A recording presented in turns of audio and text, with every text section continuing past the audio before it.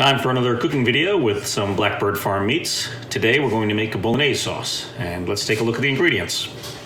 So we'll start with some extra virgin olive oil, and then we're going to have onions and garlic, which I've got minced up in that bin, and celery and carrots, which I've got minced up in that bin. Got Blackbird Farm beef and pork in here, plus I got a little bit of extra pork fat and all for the mix. Salt, pepper, fresh grated nutmeg, got some milk, got some beef stock that I made, the bone broth, which is another video.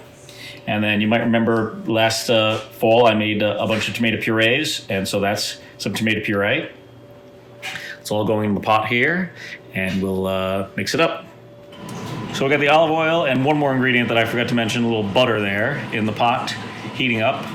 Then we're going to add the garlic, onions, carrots, and celery to that pot in 1 minute once it's all melted down, and we'll get cooking.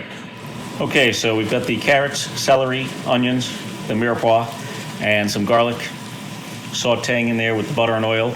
I also added some parsley flakes. Ran out of fresh parsley, but I've used dry. In this case, it'll be okay because it's going to cook for a long time. And that's sauteing over medium heat in the big old Dutch oven, but you don't have to use that. Any good sized pot will do for you. Good wide mouth pot. Okay, so the mirepoix and garlic and that parsley flake you have sauteed in the butter and oil, and now we're going to add our beef and pork. I got 3 pounds of meat here. Got it all in the pot. Obviously, we're going to break it up, get it all broken up, and cook it down. Okay, so that looks a lot better.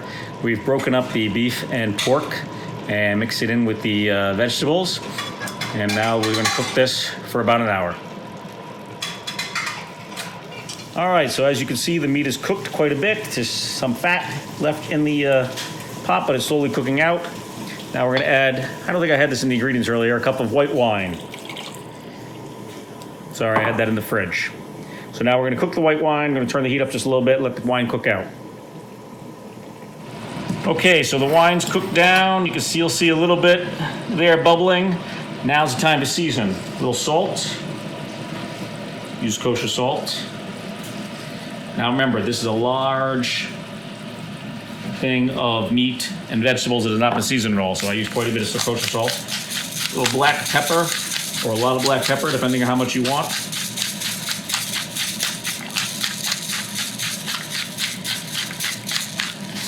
And then, little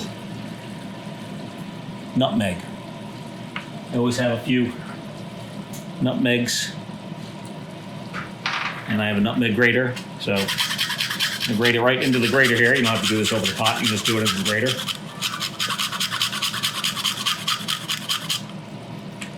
And then you take the thing off, and in goes the grated nutmeg. And then you just keep the nutmeg in the grater when you're done. All right, and then last but not least on the seasonings, I got a cup of milk. So I'm gonna stir that in. Just a cup of whole milk. Stir that in and let it all absorb for a couple minutes. All right, now it's time to add the tomato puree, which I've made in the fall and froze.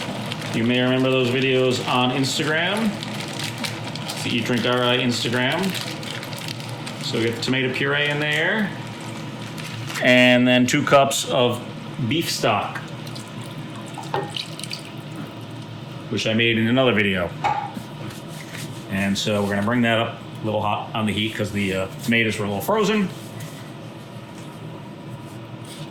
Let that come up to a simmer. And once it's simmering, I'll lower the heat to keep it at a simmer, and I'll put the lid on. Okay, so we've come to a simmer. I'm gonna put a lid on. I said cover, but we're not gonna cover it completely. We're gonna let some steam escape. I don't know if you can see that there. Yeah, and we'll put down our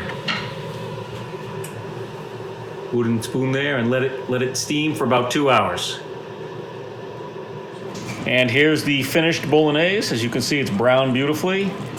There's still some bubbling there from the beef fat and pork fat oil, but that's okay. You can use a slotted spoon if you want, but a little oil is not bad. Blackbird Farm's got some great fat.